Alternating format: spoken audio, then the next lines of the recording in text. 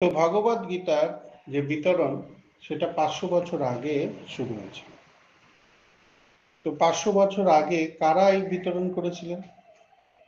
তো সেখানে লেখা আছে যে নরোত্তম দাস ঠাকুর, শ্রীনিবাস আচার্য আর শ্যামসুন্দর প্রভু, এই তিনজন মিলে এই গ্রন্থ প্রচার শুরু করেছিলেন।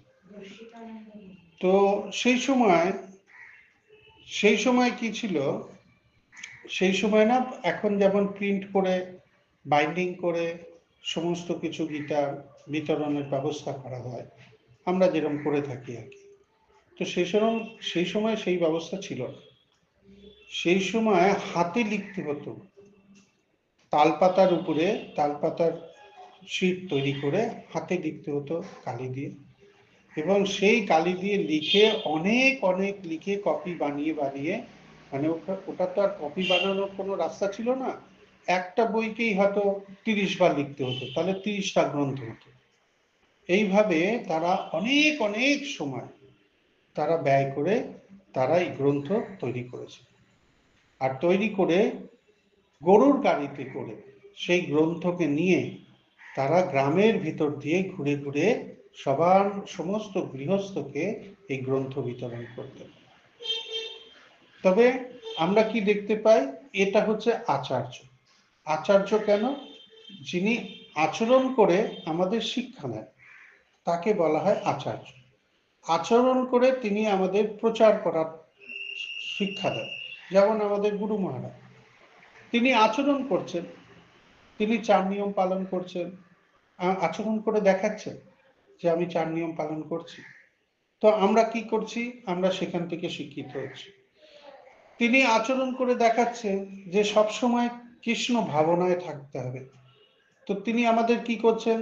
তিনি দীপদানের সময় আমাদের উৎসাহিত করছেন যে কার্তিক মাস, তোমাদের সবাইকে দীপদান করতে হবে, ভগবানকে দীপদান করার ব্যবস্থা করো, হ্যাঁ, সবাইকে ডাকো, সবাইকে ডেকে দীপদান করাও। তো প্রতি সময় উনি উৎসাহিত করছেন। যখন আমাদের ভাদ্র পূর্ণিমা আসছে, তখন তিনি বলছেন ভাদ্র পূর্ণিমা হচ্ছেন শ্রীমদ্ ভগবতমের আবির্ভাব তিথি। তো ভক্তদের কাজ কি? শ্রীমদ্ ভগবতমকে বিতরণ করা। তো তোমরা ভগবতমের সেবা করো, চারদিকে বিতরণ করো। তো প্রতি মুহূর্তে তিনি এমন এমন ইনস্ট্রাকশন আমাদের দিচ্ছেন যাতে আমরা এই জড়জগতে থেকেও সবসময় কৃষ্ণ ভাবনাময় থাকতে পারি। আর উনি কি করছেন? এই ভগবদ গীতাকে তিনি প্রতিদিন প্রায় 200 থেকে 250 গীতা উনি নিজে প্রচার করছেন। আর প্রতিদিন তিনি বলছেন যে আজকে আমি 250 গীতা প্রচার করেছি, এরম বলছেন। কোথায় বসে আছেন? হুইল চেয়ারে। আমাদের তো পা গুলো চলছে না, হাতগুলো চলছে। তবু আমাদের হাতগুলো চলছে, মাথা চলছে, সবকিছু চলছে, আমরা এদিক ওদিক করছি। ভৌতিক জগতের সমস্ত কার্য করবার জন্য আমরা তৎপর। ঠিক টাইম মতো আমরা পৌঁছে যাচ্ছি অফিসে, একটু ভুল হলে চলবে না, কারণ ওখানে কান ধরার লোক আছে, লিখে দেবে 10 মিনিট লেট, 15 মিনিট লেট, ওখানে কান ধরার লোক আছে। আর ভক্তিতে কান ধরার লোক নেই, তাই না? সেই জন্য 3 জনের থেকে 4 জন, 4 জনের থেকে 2 জন, আমরা বুঝতেই পারছি না যে আমাদের জীবনের ভক্তিটা কত প্রয়োজন। আমরা ভাবছি এই জড় জগতে আমি অনেক দিন বাঁচবো, অনেক আনন্দে থাকবো, আরে হেঁটে চলে বেড়াচ্ছি, কখন বিগড়ে যাবে শরীরটা আর শুয়ে দেবে বিছানায়, তখন খালি ভাবতেই থাকবো হেঁটে চলে বেড়াচ্ছিলাম, সেই সময় যদি কিছু করে নিতাম।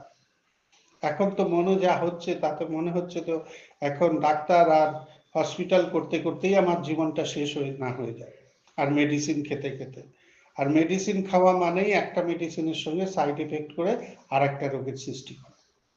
তো এইভাবে আমাদের জীবনটা তো স্পয়েল হয়ে যাবে। তাই আমাদের কি করা? আমাদের ভক্তিটা কেন করার দরকার সেটা ভালো করে বুঝতে হবে। এরকম মনে করলে হবে না যে আমাকে বুক ডিস্ট্রিবিউশন করতে বলছে। তো প্রভুপাদ কি বলছেন? প্রভুপাদকে একজন ভক্ত জিজ্ঞেস করেছেন, প্রভুপাদ আপনি যে এত বুক ডিস্ট্রিবিউশন করছেন তো সারা পৃথিবীতে, তো সারা পৃথিবীর লোক কি ভক্ত হয়ে যাচ্ছে। তো শিল প্রভুপাদ বলছেন যে আমার যে বই আছে সেই গ্রন্থ যে নেবে, এটা একটা টাইম বোমা আছে।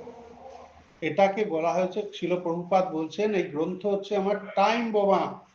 আর এই টাইম বোমা কখন ফাটে? টাইমে না ফাটে, সময়ে ফাটবে। যেই গ্রন্থ খুলবে সেই দিনই তার হৃদয়ে কৃষ্ণ ভক্তি প্রবেশ করে যাবে, আর সেই দিনই সে ভক্ত হয়ে যাবে। তো এইভাবে তিনি শিল প্রভুপাদ বলেছেন।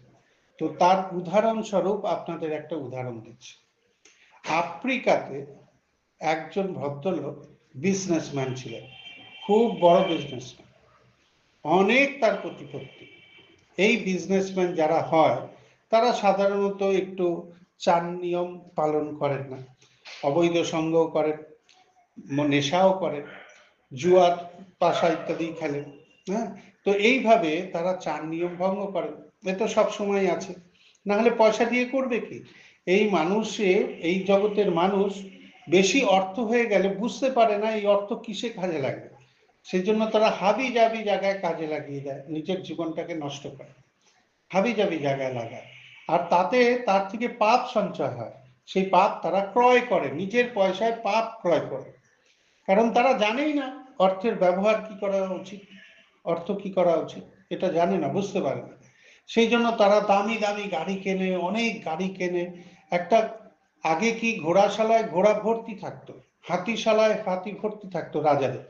এখন যারা খুব বড় বড় লোক, তাদের তাদের যে গ্যারেজ, সেই গ্যারেজে 12টা 14টা 15টা করে সব দামি দামি গাড়ি রাখা আছে, তাদের ইচ্ছা।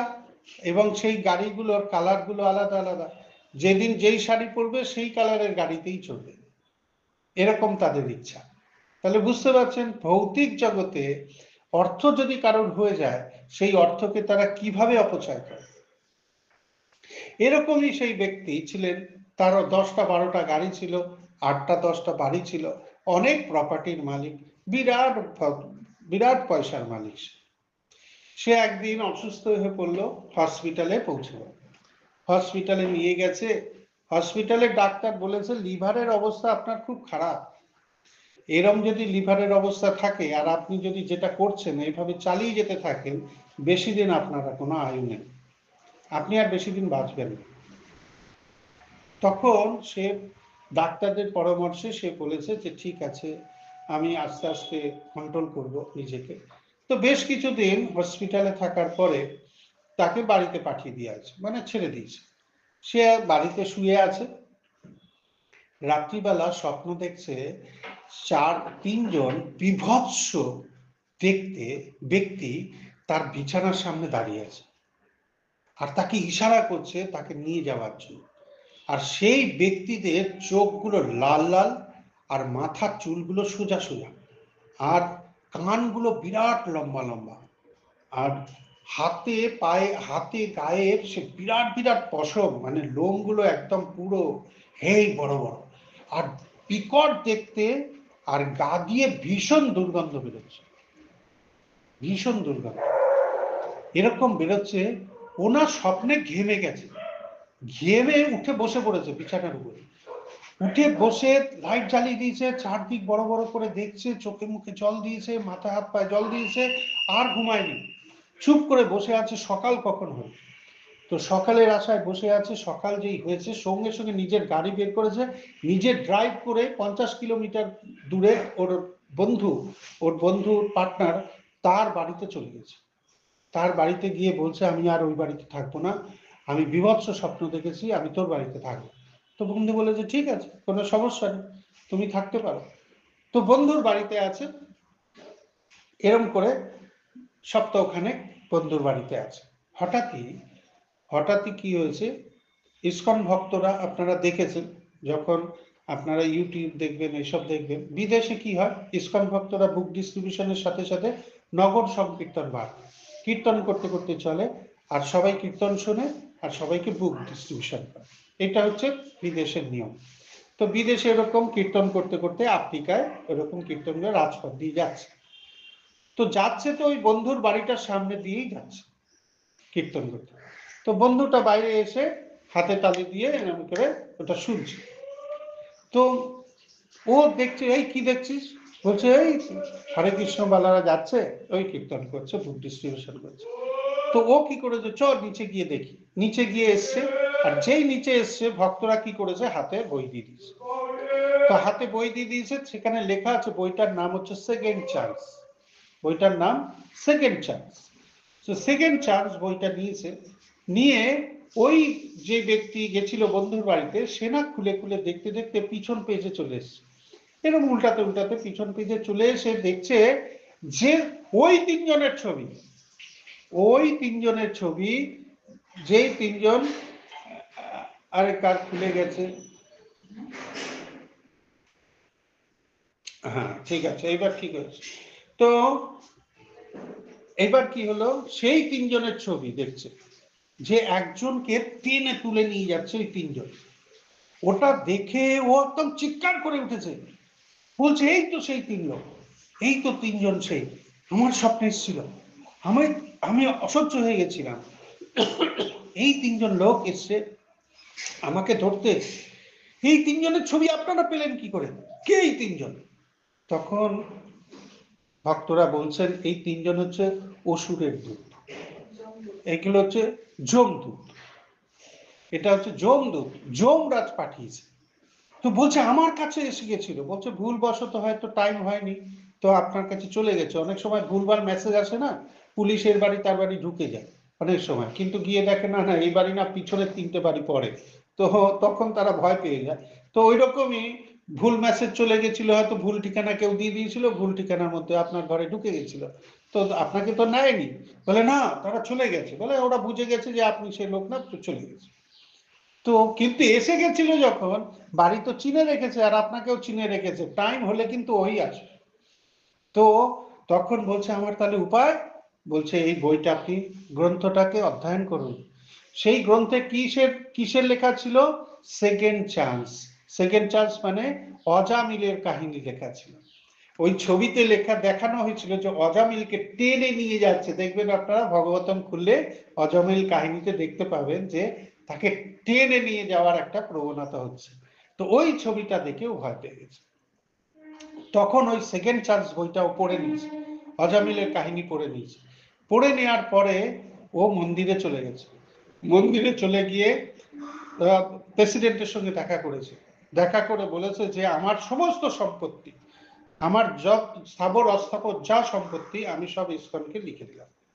আর আজ আর থেকে আমি আর বিজনেস করব না, আর সবকিছু আমি আমার ছেলেদের যা কিছু আছে ডিস্ট্রিবিউশন করে দিয়েছি, আমার পার্টেরটা, আমার পার্টেরটা আমি ইসকনকে দিয়ে দিলাম। সেটাও প্রায় 100-150 কোটি টাকার উপর। তো সে বললো আমি আপনাদের দান করে দিলাম, আমি আর বাড়ি ফিরে যাব না, আমি আর ওই ঠিকানায় যাচ্ছি না, আজ থেকে আপনাদের এখানে থাকবো, এইখানেই থেকে আমি পড়াশোনা করব, এখানে থেকেই ভগবানের সেবা করব। কি পড়ে এরকম হলো, কেউ কি ওকে গিয়ে বলেছে একটু আসুন, বাড়ি থেকে আসুন, একটু ভক্তি করুন, না করলে কি করে হবে, ভগবান তো মানব জীবন দিয়েছে, কত কিছু আমাদের বলতে হচ্ছে না, একজনকে বলে নিয়ে আসতে হচ্ছে না। কিন্তু দেখুন প্রভুপাদের বই পড়ে ভক্ত হয়ে গেছে, গ্রন্থ, প্রভুপাদ কি বলেছেন, টাইম বোম, এ যে খুলবে টাইম বোমের মতো বিস্ফোরণ হবে তার হৃদয়, আর বিস্ফোরণ হলেই তার ভিতর থেকে সমস্ত মল চলে যাবে, আর সে যখন তার হৃদয় শুদ্ধ হয়ে যাবে, তখন সে ভগবানের আশ্রয়ে চলে আসবে। এটা প্রভুপাদ বলছেন। এবার সেই ব্যক্তির কি হলো, সেই ব্যক্তির নাম কি হলো, সেই ব্যক্তির নাম হচ্ছে মধুসূদন দাস। মধুসূদন দাস সেই ব্যক্তি। আজ সেই ব্যক্তির স্থিতি কি, সেই ব্যক্তি আফ্রিকার ইসকনের জিবিসির মেম্বার, তিনি জিবিসি মানে গভর্নমেন্ট বডির মেম্বার একজন, নাম্বার 1। নাম্বার 2, তিনি মায়াপুরে আসেন, এখানে 6 মাস অন্তর অন্তর, এখানে এসে যে বইগুলো পড়লে আমাদের পিএইচডি হয়, পিএইচডি লেভেলের যে বই, ডিগ্রি লেভেলের যে বই, সেই বই শিক্ষক তিনি। ভক্তি বেদান্ত, ভক্তি ভক্তি বেদান্ত আছে, আর একটা কি আছে, ভক্তি সার্বভৌম আছে। এইসব হচ্ছে হাই হাই লেভেলের স্টাডি, সেই স্টাডির শিক্ষক তিনি। ভেবে দেখুন, একটা বই তার জীবনে কি করে দিবে। সেই জন্য প্রভুপাদ বলছেন যে তোমরা এই বই বিতরণ করো। তো এই বই বিতরণ করলেই তোমাদের নিজের জীবনও উদ্ধার হবে, আর যিনি এটা গ্রহণ করবেন তারও উদ্ধার হবে। তো প্রভুপাদকে বলেছেন, প্রভুপাদ আমরা তো অনেক জায়গায় যাই, কিন্তু সবাই তো নিতে চায় না প্রভুপাদ, তাহলে কি হবে? তো সবাই তো নিতে চায় না, তা আমরা তো বলি নেওয়ার জন্য, কিন্তু নিতে চায়। তো প্রভুপাদ বলছেন যদি না নিতে চায়, তাকে তোমরা বলবে তোমরা একটু এই বইটাকে স্পর্শ করো, তোমরা একটু এই বইটাকে স্পর্শ করো, এই গ্রন্থকে স্পর্শ করো। তো বলছে প্রভুপাদ গ্রন্থকে স্পর্শ করলে কি হবে? তো প্রভুপাদ বলছে গ্রন্থকে স্পর্শ করলে সে আর একটা মানব জীবন পাবে। দেখুন কি বলছে, দেখুন আপনি কাউকে যদি ভগবত গীতা দিচ্ছেন, সে কি প্রাপ্তি করছে, যদি নিচ্ছেও না, সে যদি স্পর্শ করছে, তার কি প্রাপ্তি হচ্ছে। ভেবে দেখুন কত বড় জীবে দয়া এটা, কত বড় জীবে দয়া। তো প্রভুপাদ বলছেন সে আর একটা মানব জীবন পাবে। কেন?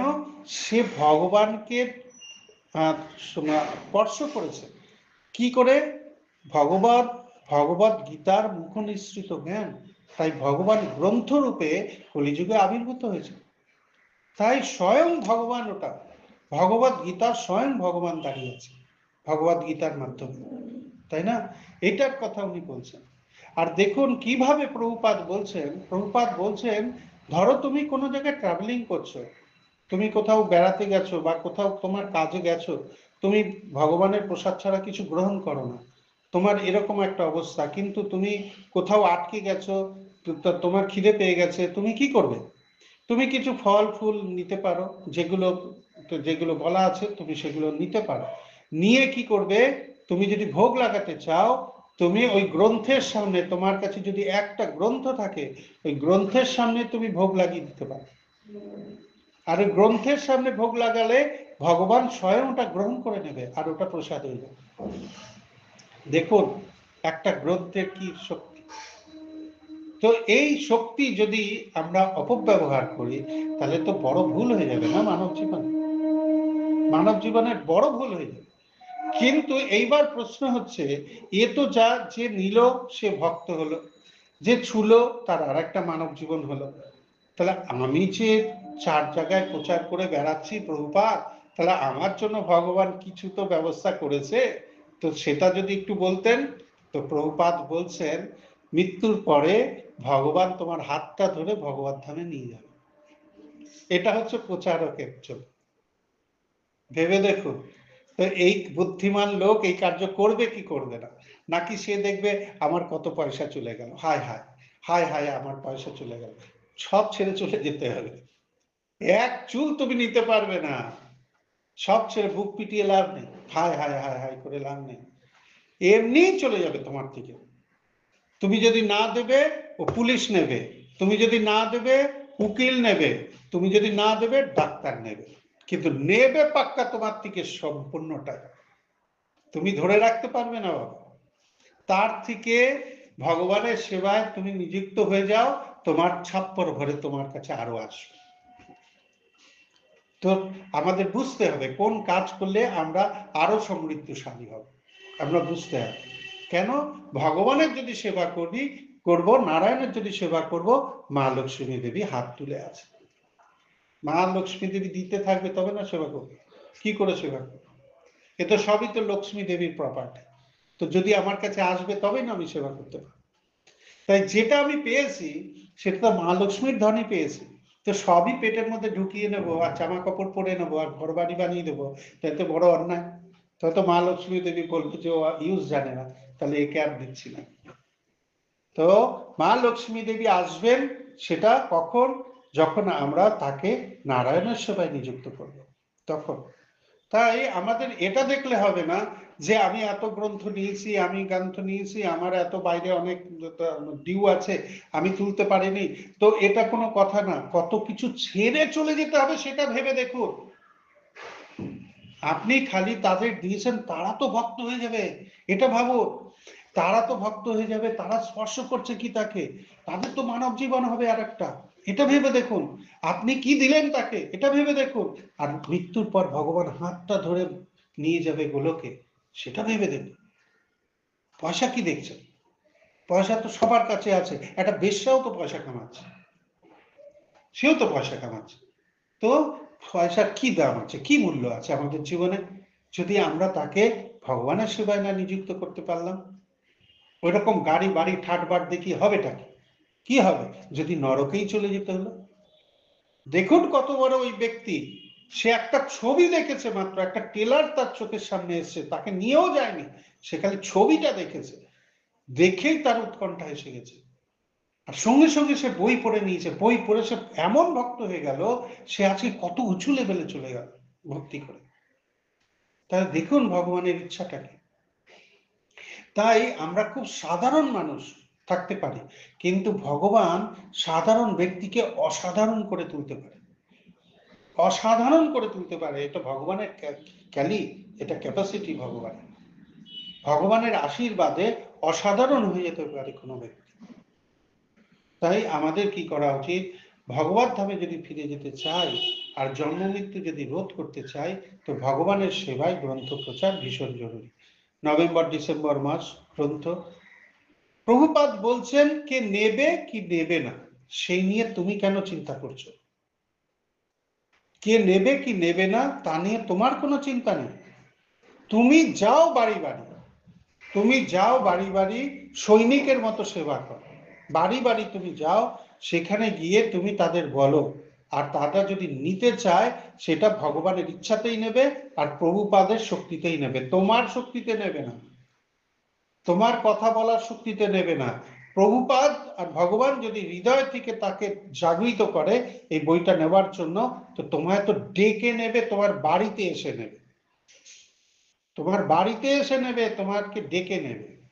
আর যে নেবে না তার প্রতি রুষ্ট হওয়া উচিত না, আমাদের রুষ্ট হওয়া কাজ না। যে নেবে না, হৃদয়, সবার হৃদয় পরমাত্মা রূপে ভগবান আছেন। তো ভগবান জানেন, ভগবানের সেবা ভগবান করবেন, প্রভুপাদের সেবা প্রভুপাদ করবেন। আমাদের বলেছে বইটা নিয়ে গৃহে গৃহে যাওয়ার জন্য, আমাদের সেবাটা আমরা করি, তাই না? আমরা সৈনিক, আমাদের সৈনিকের কাজটা আমরা করি। আমরা ভগবানের কাজ করতে যাব না, আমরা প্রভুপাদের কাজটা করতে যাব না। কেউ যদি নিল নিল, না নিল না নিল, কিন্তু আমরা কতজনকে ঘুরে ঘুরে বলছি, হৃদয় থেকে কতজনকে বোঝাচ্ছি, সেটা খালি ভগবান দেখবেন। ভগবান ভাবগ্রাহী জনার্দন।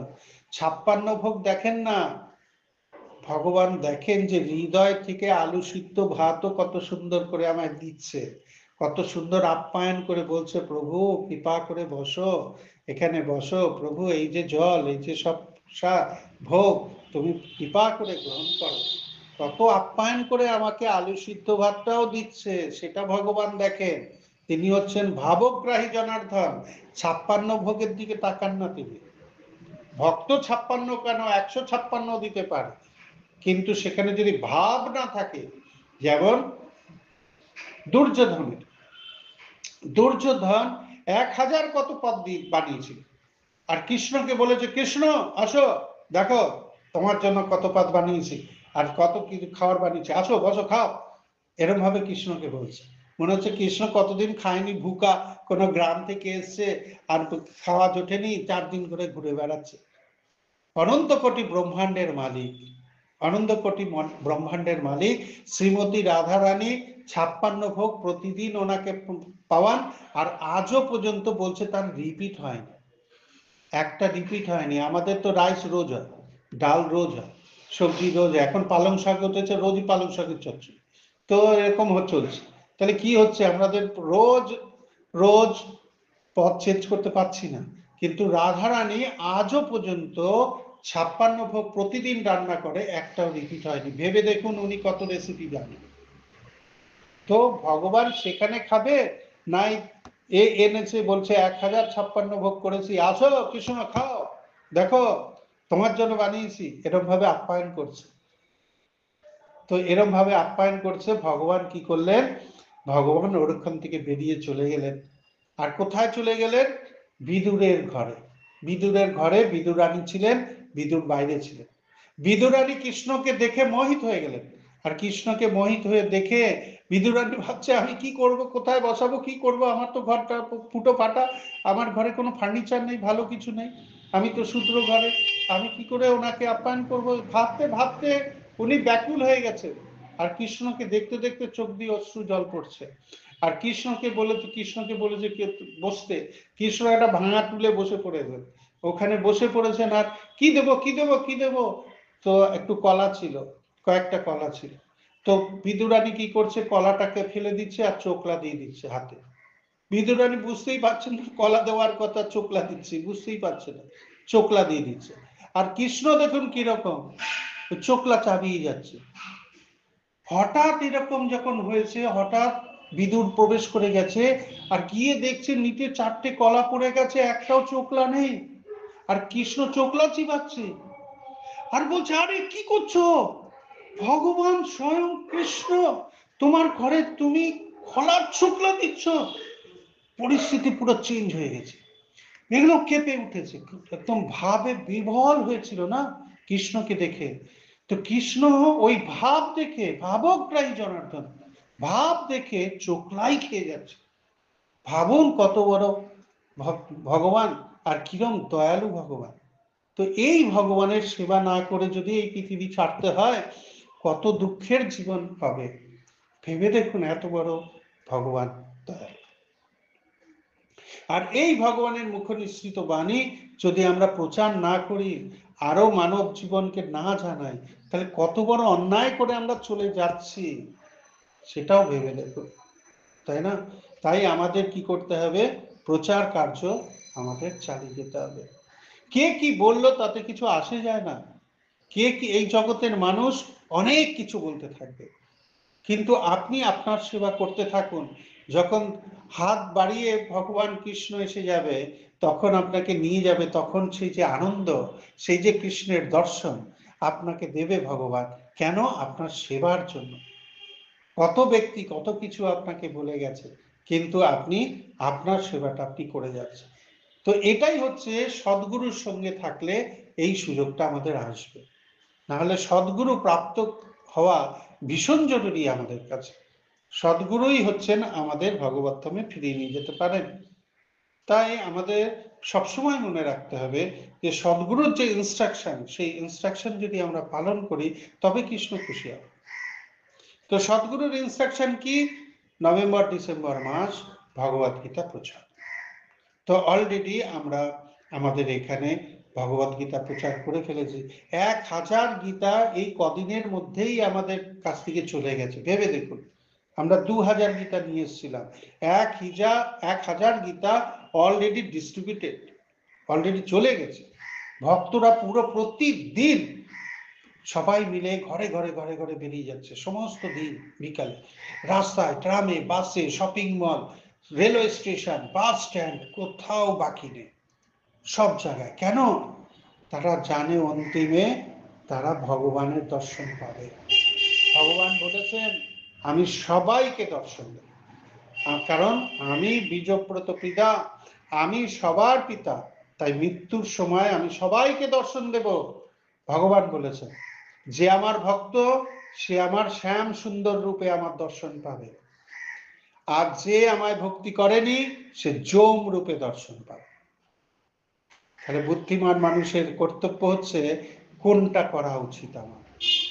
প্রশ্ন এখানে, অনেক বড় বড় ডিগ্রি আমার ঝুলিতে থাকতে পারে, অনেক বড় বড় কিছুতে থাকতে পারি আমি, অনেক জায়গার প্রেসিডেন্ট, অনেক জায়গার চেয়ারম্যান হয়ে যেতে পারি আমি, কিন্তু যদি আমি ভগবানকেই না চিনলাম এই জগতে এসে, আর যদি নরকেই চলে যেতে হলো এত সুন্দর শরীরটা পেয়ে, তাহলে এই চেয়ারম্যান, এই প্রেসিডেন্ট, লাভ কি আছে জীবনে? হয়ে লাভটা কি আছে যদি আমরা চিনতেই না পারলাম ভগবানকে? ভগবান এতই দয়ালু, ভগবান হাত বাড়িয়ে আছে। জগন্নাথ এরম করে আছে, দেখেছেন না? জগন্নাথ, জগন্নাথ এরম করে আছে যে আসো আমাকে আলিঙ্গন করো, আমি তোমাকে ধরার জন্য বসে আছি, আসো আমার দিকে। আসতেই চায় না, যেতেই চায় না, ভাবছে বাবারে হাতটা ধরবো, কত কিছু তো ছাড়তে হবে, সব তো আমার ছেড়ে চলে যাবে। না না, ছেড়ে চলে যাবে না, ভয় পাওয়ার কিছু নেই, ছেড়ে তো চলেই যেতে হবে, পুরো দিন ফাইনালি ছেড়ে চলে যেতে হবে, তো রাখতে তো আমরা পারবো না। কিন্তু বুদ্ধি থাকতে থাকতে, সময় থাকতে থাকতে যদি আমরা ভগবানের সেবায় নিজেকে নিযুক্ত করতে থাকি, কিছুই ছেড়ে যেতে হবে না, ভগবান ঠিক আমাদের পজিশনে নিয়ে নেবে, কোনো কিছুতে অসুবিধা হবে না, আমাদের গৃহে না বাইরে না কোথাও কোনো জায়গায় অসুবিধা হবে না, ভগবান ওয়েল প্রোটেক্টে রাখেন সমস্ত ভক্তকে, তাই না? এইভাবে তো ভক্তি সিদ্ধান্ত সরস্বতী ঠাকুর শিল প্রভুপাদের গুরুদেব, গুরুদেব কি বলছেন শুনুন। ভক্তি সিদ্ধান্ত সরস্বতী ঠাকুর শিল প্রভুপাদের গুরুদেব, তিনি কি বলছেন? তিনি বলছেন গ্রন্থ প্রচার হচ্ছে বৃহৎ মৃদঙ্গ।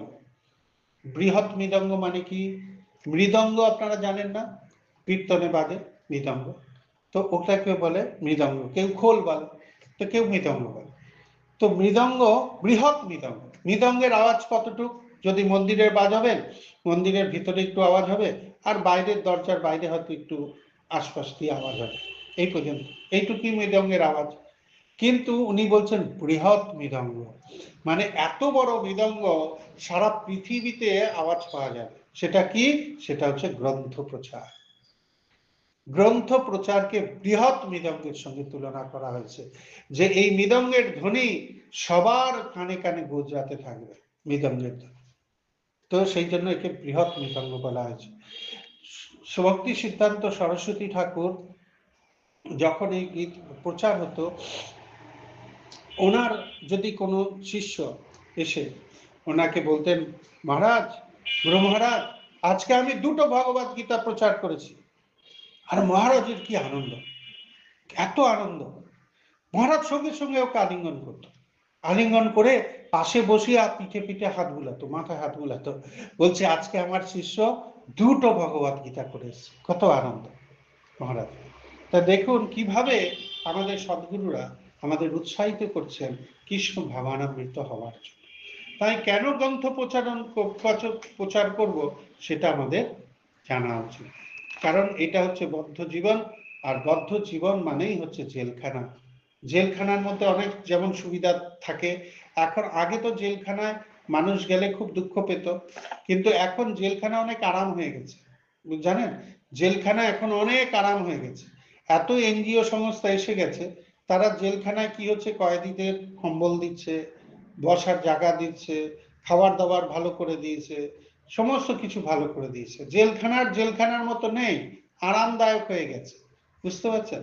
তো নামেই বলছে জেলে আছে, জেলে আছে মানে শান্তিতে আছে, ভালো আছে, 3 বেলা তো খাবার জোগাড় করতে হচ্ছে না, আর খুব সুন্দর খাট পালঙ্কেতে বসে আছে, টিভি দেখছে, সমস্ত কিছু করছে, বাইরে যাচ্ছে, ঘুরছে, তো এইসব সবকিছু করছে, তো আনন্দে আছে তারা।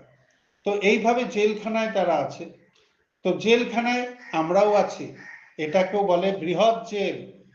এই জেলখানায় আমাদেরও সুযোগ সুবিধা অনেক দেওয়া হয়েছে, তাই না? খাওয়া দাওয়ার, শোয়ার, ঘুমানোর, ঘোরার সমস্ত ব্যবস্থা আছে। তো সমস্ত ব্যবস্থা আছে, আমরা ভাবছি যে জেলখানাটাই কত ভালো, এখান থেকে তো যেতেই ইচ্ছা করে না, তাই না? কিন্তু যেতে তো হবেই একদিন।